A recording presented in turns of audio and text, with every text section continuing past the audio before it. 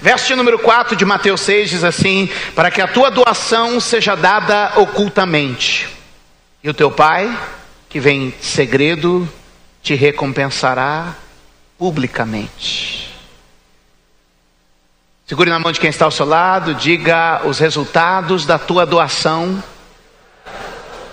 serão aparentes, serão públicos.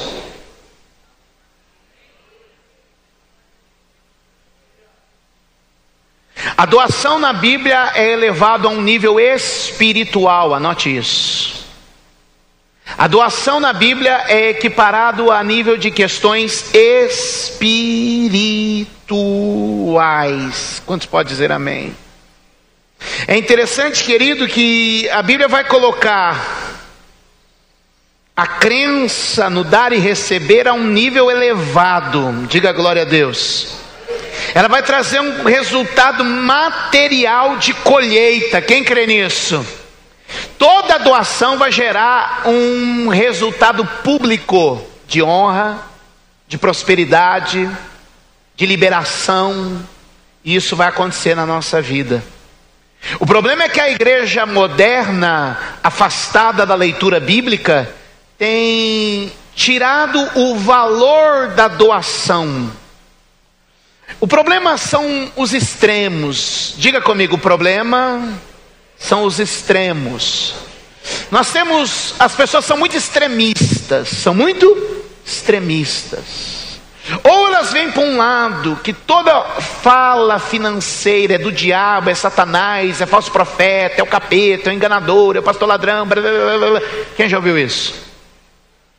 Ou elas estão lá no outro ponto do caminho, que tudo é dinheiro, dinheiro, dinheiro, dinheiro, e vamos, que você vai ser o mais rico, você vai ter iate, você vai comprar um planeta, você vai voar na nave espacial, você vai comprar a casa da rainha da Inglaterra. Será que vai?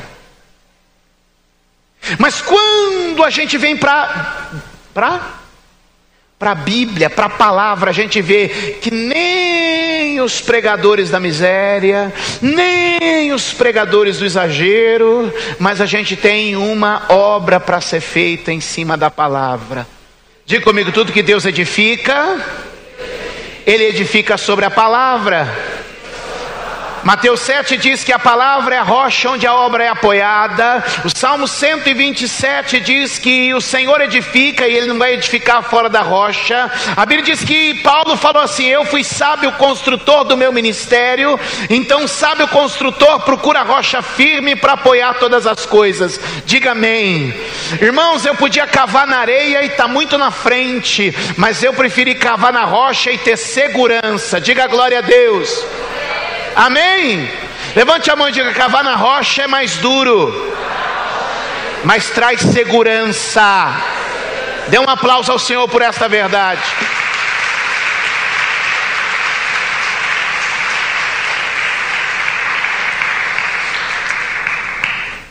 Rapidamente, só marque a sua Bíblia em Mateus 6, mas venha comigo para 2 Coríntios 8.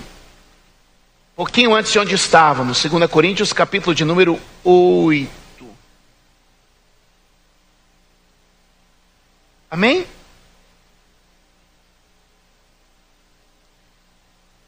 Olha onde Deus eleva a doação. Verso de número 7. A gente já estudou esse texto muitas vezes. Eu só quero pontuar 3 coisas no verso de número 7. Quem achou, diga amém. 2 Coríntios 8, 7 diz assim: portanto, assim como em tudo abundais, como em tudo abundais. Qual a primeira abundância deles? Em fé. Em? Depois? Olha só, Paulo está dizendo o seguinte: eu quero que vocês sejam tão espirituais, tão abundantes, tão abençoados quanto vocês são em fé, em palavra, em ciência, no cuidado, na diligência com o vosso amor para conosco, assim também abundeis nesta graça. O que ele está dizendo? Que a sua doação seja equiparada aos valores espirituais que você possui. Anote isso: Paulo eleva a doação ao nível dos valores espirituais mais importantes da igreja.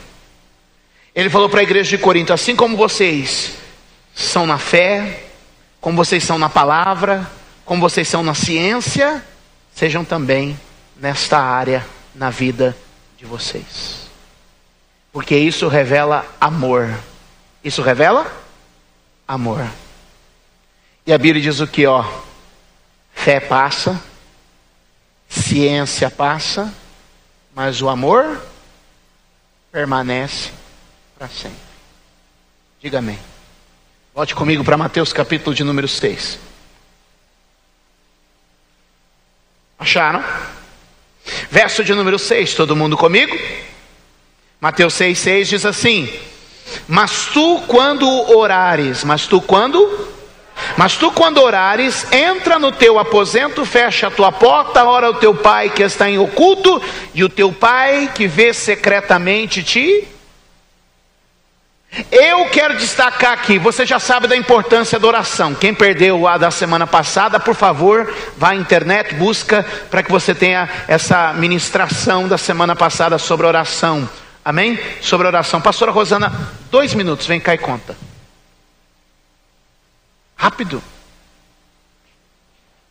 5 passos aí, baixinha.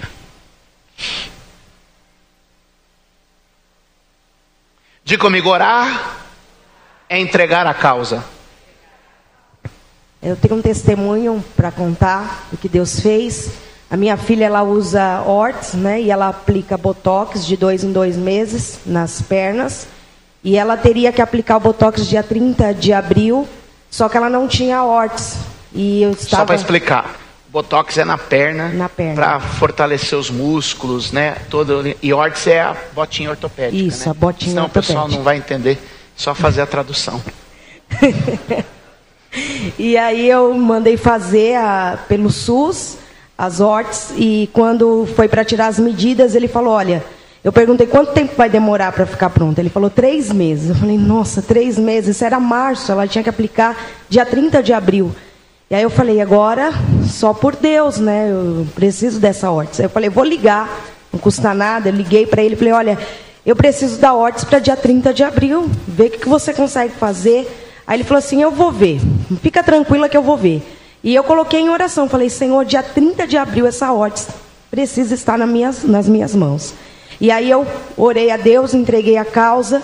E quando foi no dia 30, no dia 29, eu liguei e falei: e aí, você conseguiu ver a Orts? Ele falou: fica tranquila, está na loja de Mauá, vou mandar para a loja de Santo André, você me liga amanhã que já vai estar aqui. Eu falei: nossa, rápido assim, era 3 meses já, glória a Deus.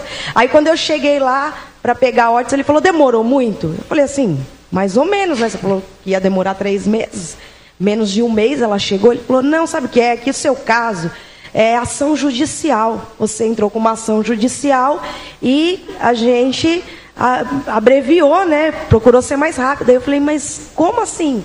Pensei comigo, não falei para ele, né? Pensei comigo: mas como assim? Eu não coloquei advogado, eu não entrei com ação judicial nenhuma. Deus entrou nessa causa e fez com que a ação judicial fosse colocada, sendo que eu não entrei com ação nenhuma. Esse é o poder da oração, amém? Glória a Deus. Glória a Deus.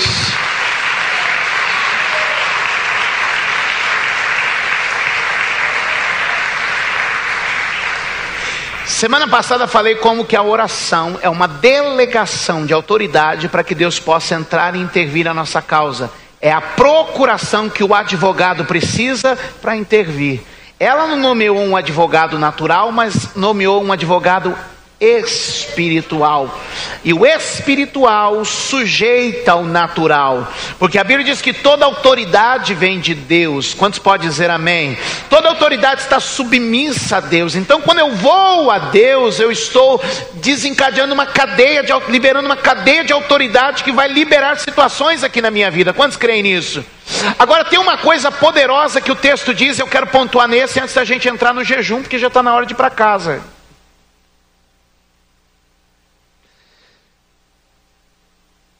O teu pai te vê em secreto.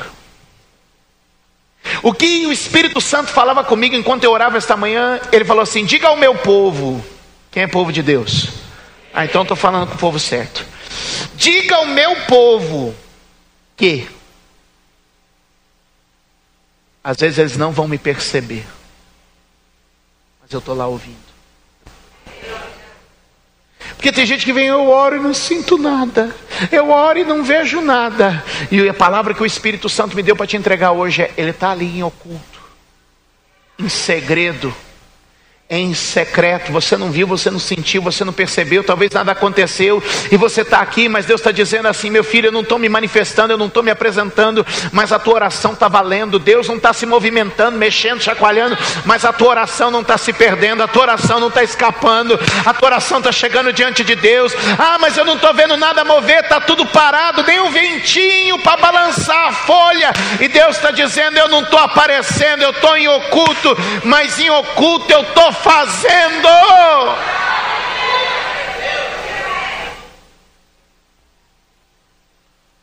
Anote aí o que eu vou te dizer agora.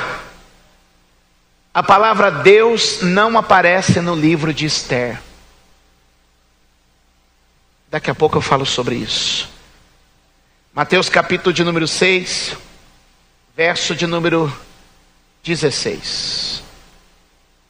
Todos acharam? E quando jejuardes, não vos mostreis contristados como os hipócritas, porque desfiguram o seu rosto, para que aos homens pareçam que jejuam. Em verdade vos digo que já receberam o seu galardão. Porém tu, quando jejuares, unge a tua cabeça, lava o teu rosto, para que não pareça aos homens que jejuas, mas a teu Pai que está em oculto, e o teu Pai que vem em oculto te recompensará. Diga glória a Deus. É interessante que nas três práticas espirituais, Jesus antecipa falando da hipocrisia. Hipocrisia, como eu já lhe disse, é uma palavra grega que vem do teatro de máscaras, de um ator que usa máscaras em um teatro. É bem provável que nesse tempo a cultura grega estava entrando muito em Israel por causa da dominação romana. E isso estava, tanto é que o grego já era a língua do dia a dia, os costumes estavam entrando em Israel, e muitos dos deuses do passado estavam sendo pregados, os deuses gregos estavam sendo pregados através de teatros. Roma construiu grandes anfiteatros por todo o mundo dominado. Hipocrisia, querido, é a máscara que se usa para representar um papel. E Jesus disse assim: se for orar, ore sem hipocrisia. Se for ofertar, oferte sem hipocrisia. E se for jejuar, jejue, oferte e ore sem hipocrisia. Quantos podem dizer amém? Jesus está dizendo que nós não precisamos colocar uma máscara espiritual. Nós não precisamos colocar uma máscara espiritual. Quantos entendem? Digam amém. Você não precisa colocar uma máscara espiritual. As coisas de Deus acontecem com muita naturalidade. Diga glória a Deus. Quantos entendem isso? Você não precisa colocar uma máscara espiritual. As coisas de Deus transcorrem com muita naturalidade. Então ele diz: não seja hipócrita, não faz uma carinha de coitado, carinha de piedoso, para que então as pessoas pareçam que você está jejuando. Porque todo que recebe glória de homem é tudo que você recebeu. Mas todo que não recebe glória de homem receberá a recompensa do céu. Se o homem não te reconhece, continua fiel naquilo que Deus tem te dado, naquilo que você tem feito, porque o Senhor, naquilo que você tem proposto, porque o Senhor te abençoará. Ele te recompensará. Diga glória a Deus. Os homens têm procurado o princípio da honra aparente, o princípio da honra humana, mas Deus está dizendo: eu estou preparando um tempo de honra espiritual ao fiel. Então não adianta vir para a igreja fazendo cara de coitado, cara de arrebentar. Não, Deus diz aí, se arruma aí, se apruma aí, irmã, dá uma ajeitada nesse cabelo aí, dá, irmão, faz a barba, dá alinhado, então para, mas fica arrumadão, alinhado, pô, toma aqui na bênção. E aí alguém vai dizer assim, mas eu sei que está uma derrota lá na vida dele, está uma derrota por lá, mas eu estou aqui por dentro forte com Deus, firme com Deus, e o Pai que me vê em secreto me recompensará.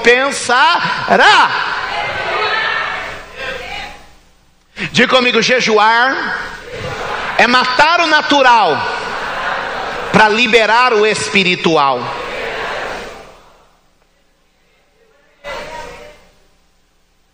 Jejum é a aflição da carne para liberar o mover do espírito. Porque o espiritual caminha por sobre as águas, sim ou não? Mas o natural se impressiona com as ondas e o vento. É essa marca que o Espírito Santo quer trazer para você. Olha, o homem natural caminha por sobre espiritual, caminha por sobre as águas. Mas o homem natural, ele percebe o vento e ele percebe as ondas, porque são forças da natureza. O natural se relaciona com o natural e o espiritual se relaciona com o espiritual. Deus me visitou essa manhã enquanto eu orava aqui, Ele me trouxe essa palavra sobre Pedro. Pedro, quando está com os olhos em Jesus, é o espiritual relacionando com o espiritual. E quando ele está, o espiritual relacionado com o espiritual, o que está acontecendo? Ele está andando sobre as águas. Ele está vivendo um milagre. Mas quando o barulho, o vento, as ondas, que são forças o quê? Forças naturais vão comunicar com o natural. E o que vai acontecer? Você começa a dar atenção para o natural, você começa a perder a sua capacidade espiritual. Por isso que o jejum é importante, porque ele é a anulação de forças naturais para a liberação de capacidade espiritual. O jejum é um ato de disciplina, você pode dizer isso? O jejum é um ato de disciplina. Toda a igreja, vamos lá? O jejum é um ato de disciplina. Escute. Olha só. Quando você jejua, você determina sobre a sua carne e impõe vontade. Amém? Escute. Eu estava meditando sobre dois homens, sobre Adão e sobre Sansão. Ambos caíram porque não disciplinaram sua carne. A carne quis e eles fizeram o quê? Atenderam. No que o jejum me ajuda? A carne quer e eu não atendo. A carne quer e eu não atendo. Há dois tipos de pai. O pai que nunca disse não para o filho. Essa criança cresce sem limite. Nunca ouviu um não. E porque nunca ouviu um não, não tem limite. E hoje criança sem limite ganhou outro nome. Ele é hiperativo, bispo. Não, ele é mal educado. Ele não conhece limite, não conhece protocolo, não conhece respeito. Tá, 5 a 8,3% são imperativos. O resto é porque nunca ouviu um não.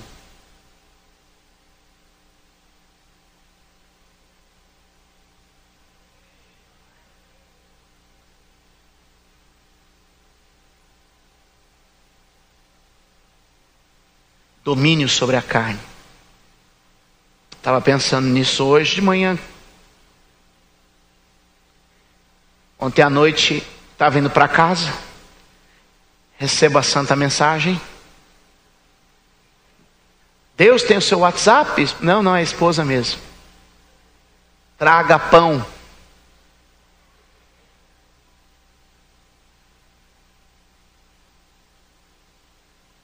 Aí parei na padaria que eu mais gosto do pãozinho.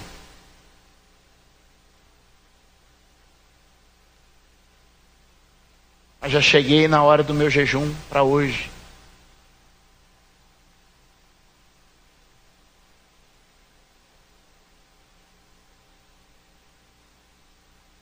O pãozinho que eu mais gosto. À minha disposição na minha casa. Era pecado comer? A minha carne queria?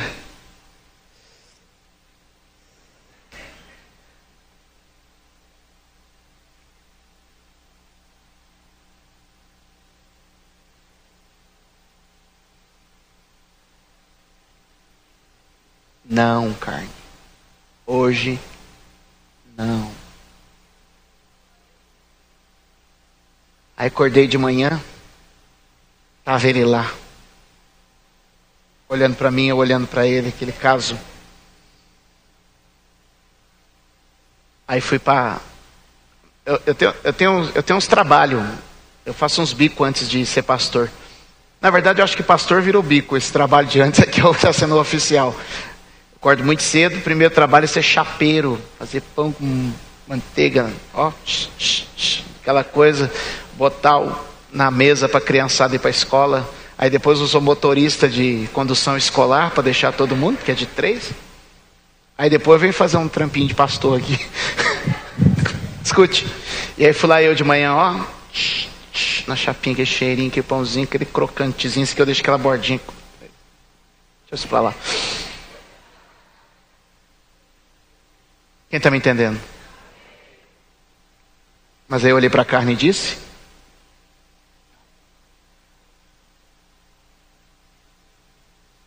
mas aí quando as tentações de Satanás vêm na minha mente, quando se apresenta uma porta do inferno para mim, quando vem uma situação do diabo, a minha carne diz: pula para dentro, meu filho, que é o que eu mais quero. E eu digo para a carne: se você praticar isso bem, vai ser igual meu pai fazia comigo, só. Foca aqui, foca aqui. Foca aqui, foca aqui. Não precisava meu pai falar nada, ele só fazia assim.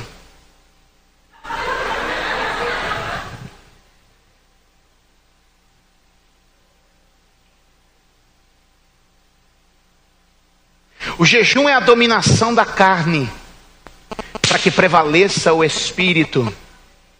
Abra comigo Lucas capítulo de número 21, verso 34. Olha o que Jesus vai dizer. Lucas 21, 34. Dá glória a Deus aí, querido.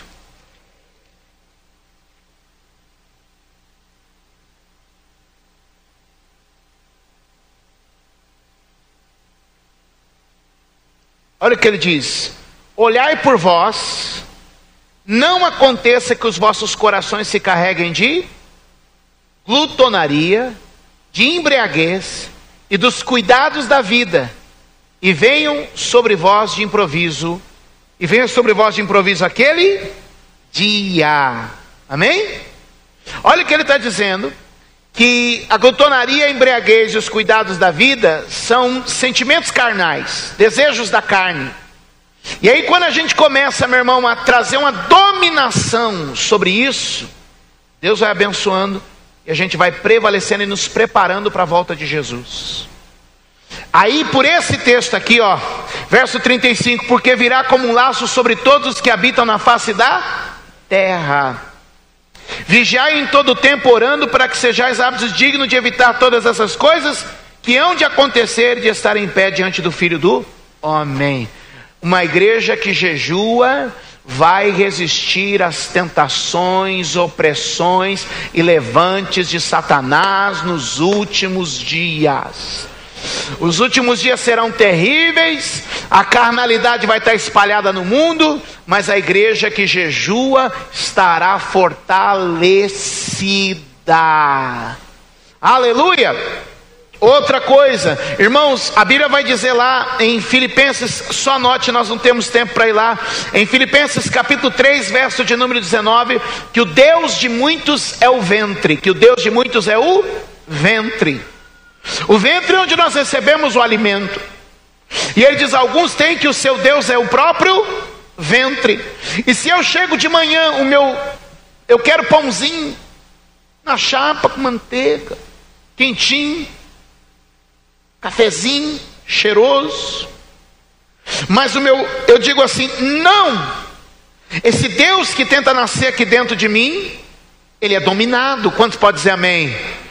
E o jejum se torna o quê? Não um sacrifício que obrigue Deus a alguma coisa. O jejum, meu irmão, não muda Deus, o jejum muda a gente.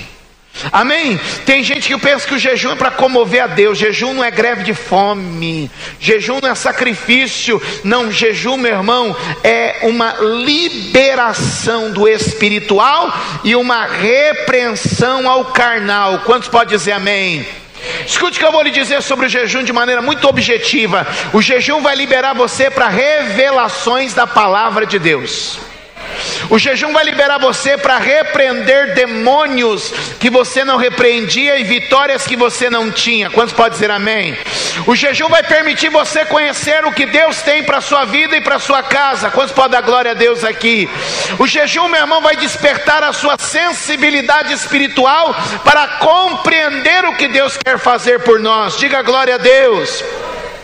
O jejum é a morte do carnal para a liberação do espiritual. Você pode andar nas forças naturais ou pode andar nas forças espirituais. Deixe-me falar sobre Esther. Esther, ela propõe 3 dias de jejum. Quantos dias?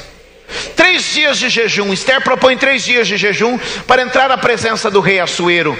O livro de Esther não tem nenhuma vez escrito a palavra Deus. O livro de Esther não tem nenhuma vez escrita a palavra Deus. E ele está na Bíblia, bispo? Está. E por que o livro de Esther está na Bíblia mesmo não tendo a palavra Deus escrita?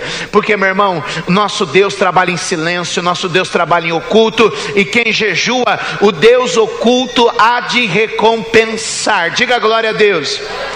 O marido de Esther, o rei Assuero, ele tinha centenas de mulheres. Quantas mulheres? Centenas de mulheres possuía Assuero. Assuero, ele tinha concubinas, ele tinha casamentos políticos, ele tinha casamentos por dinheiro e uma série de coisas que Assuero tinha. Mas Esther foi feita a mulher principal. Quantos podem dizer amém? Era um costume daquela época, era uma lei daquele tempo. Mas veja só, Esther tem uma situação de guerra, ela tem uma situação de guerra, e ela lança uma proposta para todo o seu povo: jejuar por 3 dias. Jejuar por 3? Fique 3 dias sem comer para você ver qual a sua aparência. Fique 3 dias sem comer para você ver como é que fica o seu estado físico. Começa a surgir uma série de questões, o seu físico se debilita. Agora eu lhe pergunto, Esther foi eleita por causa da sua beleza? Era a beleza de Esther que prevalecia? Era o propósito de Deus com ela. Quantos podem dizer amém? Quando você tem propósito com Deus, é isso que prevalece. Ainda que a carne esteja fraca, o espírito se renova. Diga amém. Quando a carne enfraquece, o espírito se renova. Diga glória a Deus. Amém. Agora ouça, Esther propõe 3 dias de jejum, e ela vai aparecer diante do seu marido, o rei Assuero, depois de 3 dias sem comer. Esse homem tinha centenas de mulheres, e eu fico imaginando lá o palácio das concubinas lá do rei Assuero, como é que devia ser, meio Quarém, que se assiste daqueles filmes, né?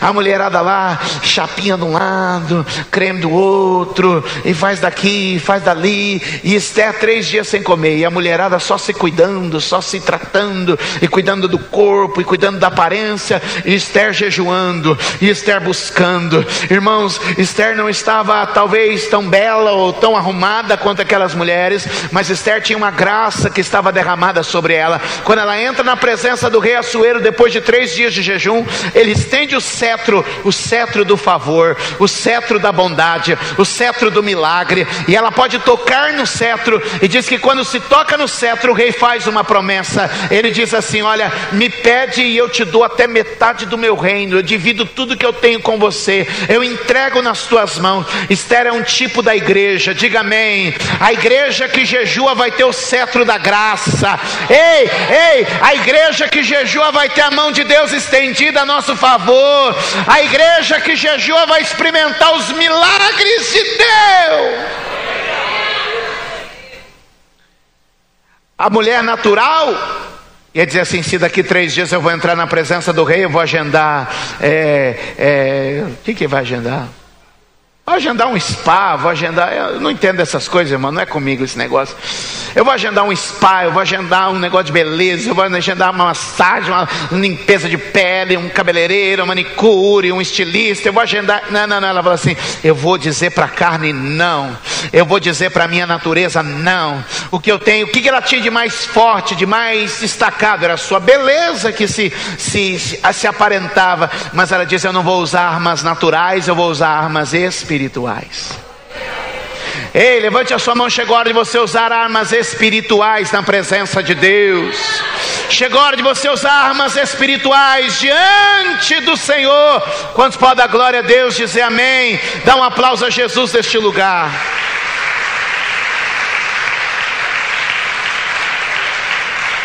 Avance comigo, por favor, para Mateus capítulo de número 17. Mateus 17. Aleluia. Aleluia. Aleluia.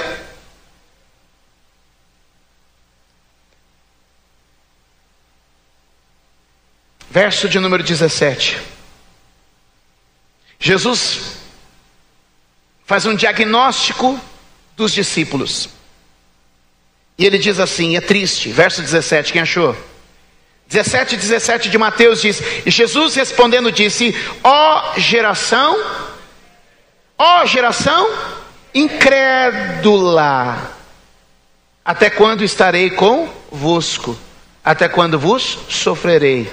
Trazei-mo aqui.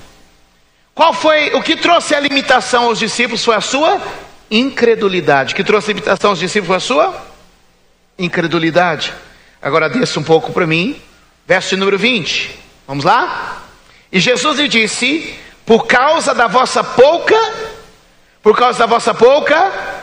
fé. Olha só. Por causa da vossa pouca fé, porque em verdade vos digo que se tiverdes fé como um grão de mostarda, direis a este monte: passa daqui para acolá, e há de passar, e nada vos será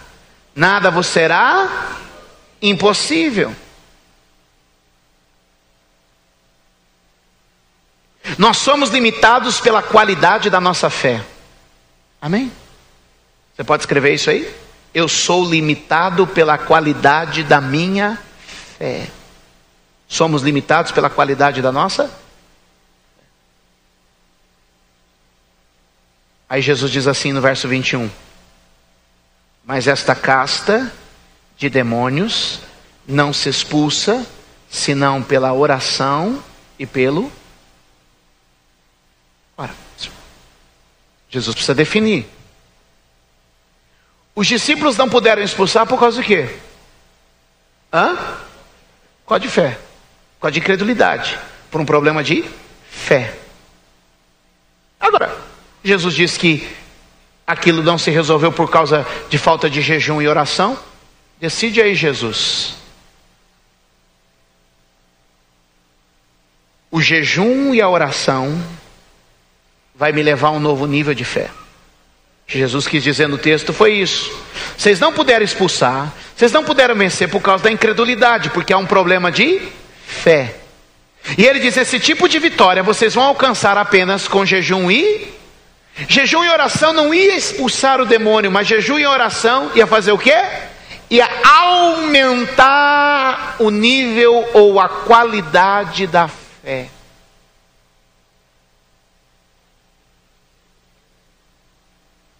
Às vezes a pessoa não lê a Bíblia completa e ela fica limitada. O jejum e a oração não ia expulsar o demônio. Mas o jejum e oração ia trabalhar a fé, derrotar a incredulidade, porque a incredulidade é carnal e a fé é espiritual. Diga amém. A incredulidade é a carne duvidando e a fé é o espírito acreditando.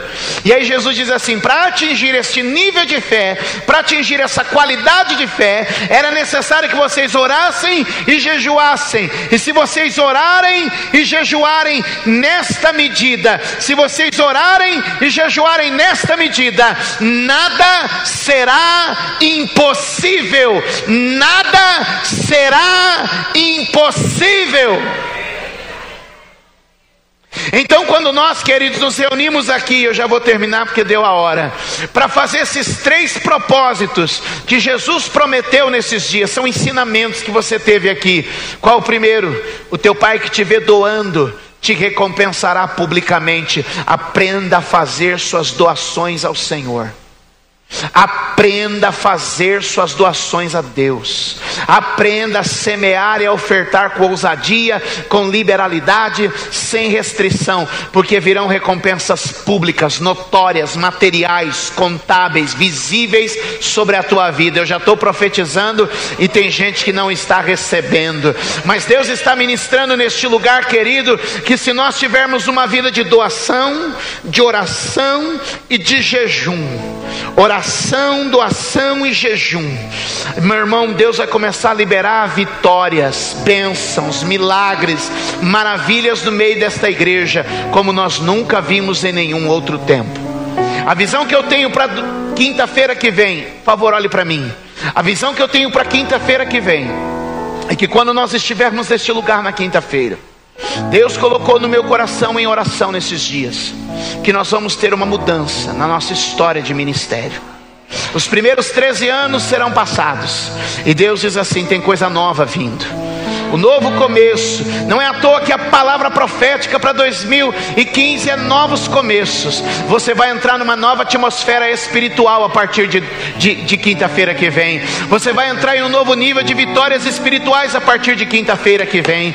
E aí nós já vamos começar com a nossa noite de fé e as escolas de milagres. Durante 5 dias este lugar vai ser impactado. Tragam os doentes, tragam os enfermos, tragam os oprimidos. Serão dias de salvação, de libertação, de transformação. Mas eu queria chamar você agora para nesses próximos 7 dias praticar esses 3 pilares do ministério de Jesus. O primeiro pilar, você vai viver a liberalidade diante de Deus. Levante a sua mão, estou profetizando um tempo de libertação.